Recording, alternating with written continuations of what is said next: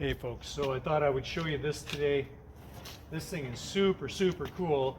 This is a Lewis winch, Lewis chainsaw winch, and it's mounted to this old Stihl. I believe this is an 064 if I remember right. I don't even see numbers on it anymore, it's all been worn off, but I'm pretty sure this was an 064. Definitely an old girl, and we used to own a logging company, and I used to do the tend the hook on the Skyline machine. So anyways, this was one of my go-to tools out in the forest. I used this to pull lots of stuff around. So this works, it's very simple. You tie it back to a tree or a stump or something like that. So that's just mounted to kind of a clevis at the bottom there. And then the drum, it engages just by turning this in.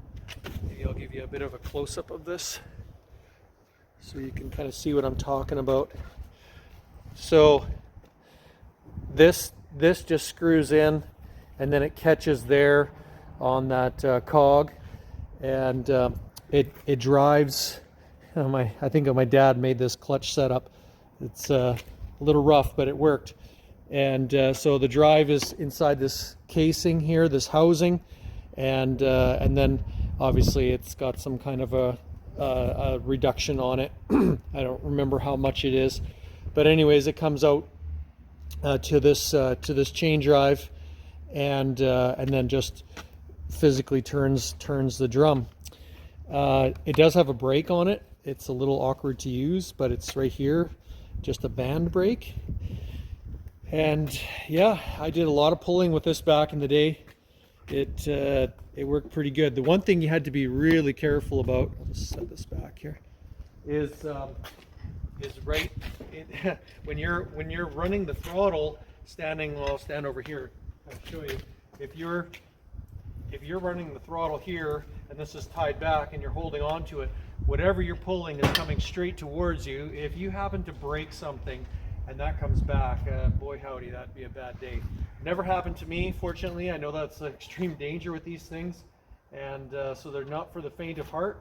But at the end of the day, in a pinch, when you're off in the middle of nowhere, this is a very handy tool, and it's been sitting for many years. In fact, I bet you this thing hasn't started in 15, maybe 20 years. It's been a long time, and I finally got some fresh gas in it, and ran some seafoam through, and it's smoky, but way it went. Just needed a little prime in the carb, and she fired right up. So yeah, really excited about that this thing still runs, and I'll take it up to the ranch this summer and probably use it to do a little bit of pulling some logs around out there in the bush. Anyways, thought I would just show that. That's a really cool old tool and neat old rig, and thought somebody out there might appreciate this kind of stuff.